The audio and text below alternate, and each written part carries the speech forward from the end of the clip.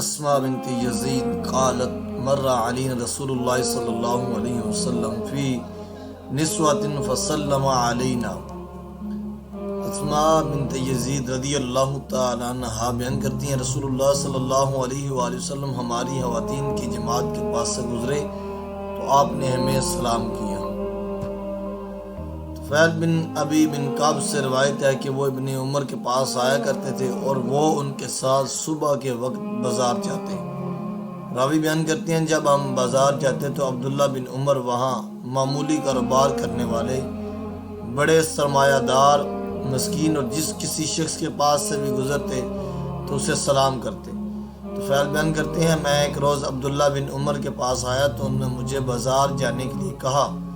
میں نے انہیں کہا آپ بازار میں کیا کریں گے جبکہ آپ کسی بیع پر رکتے نہیں، نہ سودے کے متعلق دریافت کرتے ہیں، نہ اس کی قیمت پوچھتے ہیں اور نہ آپ بازار کی مجالس میں بیٹھتے ہیں، لہٰذا آپ یہاں ہی تشریف رکھیں اور ہم بات چیت کرتے ہیں۔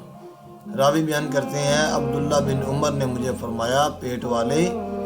راوی بیان کرتے ہیں طفیل کا پیٹ بڑا تھا، ہم سلام کی غرض سے جاتے ہیں، ہم ہر ملنے والے کو سلام کرتے ہیں۔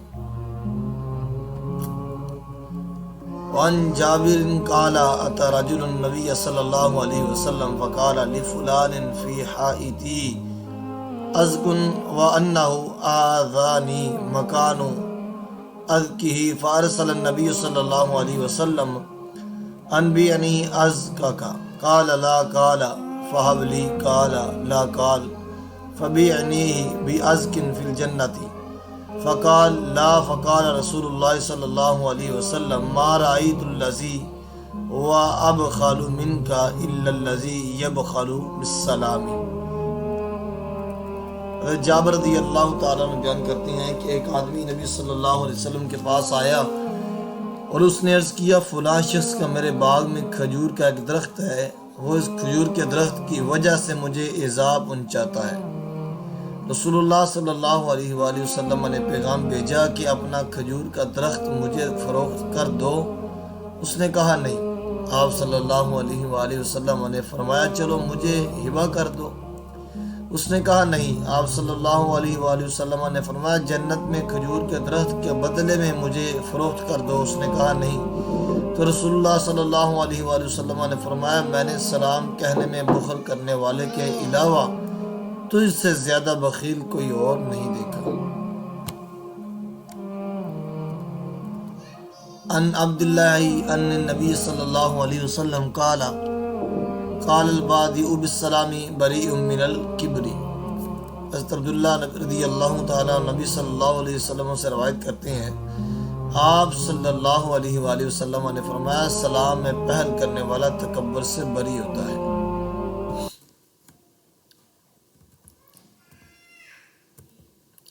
ان ابی سعید الخدری رضی اللہ تعالیٰ عنہ قال اتانا ابو موسیٰ قال ان عمر ارسل الی ان آتیہ فاتیت بابہ فسلمت ثلاثا فلم يرد علی فرجعت فقال ما منعك ان تأتینا فقلت انی اتیت فسلمت على بابك ثلاثا فلم ترد علی فرجعت وقد قال لی رسول اللہ صلی اللہ علیہ وسلم اذا استأذن احدكم ثلاثا فلم يؤذن له فليرجع فقال عمر اقم عليه البينة قال ابو سعید فقمت معه فذهبت الى عمر فشهدت۔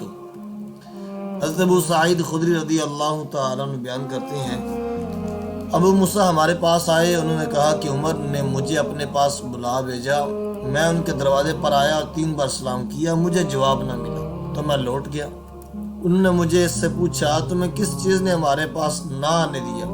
میں نے کہا میں آیا تھا اور آپ کے دروازے پر 3 بار سلام کیا تھا لیکن تم نے مجھے جواب نہ دیا، اس لیے میں واپس چلا گیا، کیونکہ رسول اللہ صلی اللہ علیہ وآلہ وسلم نے مجھے فرمایا تھا جب تم میں سے کوئی 3 بار اجازت طلب کرے اور اسے اجازت نہ ملے تو وہ واپس چلا جائے۔